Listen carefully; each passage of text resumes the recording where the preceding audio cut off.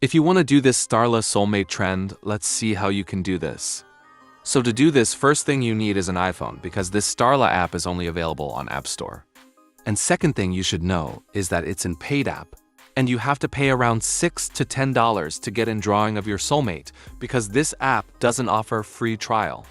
So these are the two things you should know before moving forward. So let's see how you can get your drawing of your soulmate, which has been explained by TikTok creator Olivia.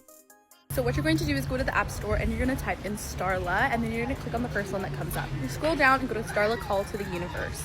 Click on that, download it, and this is what you're going to see. Then you're going to log in, fill out your information, and then you're going to go to find your soulmate, and then it is going to generate for you. So this is how you can do, and I'm saying again, this is not free, and if you want to get drawing of your soulmate for free, you can check my this video. Thanks for watching. Subscribe my channel and press the bell icon for all latest updates.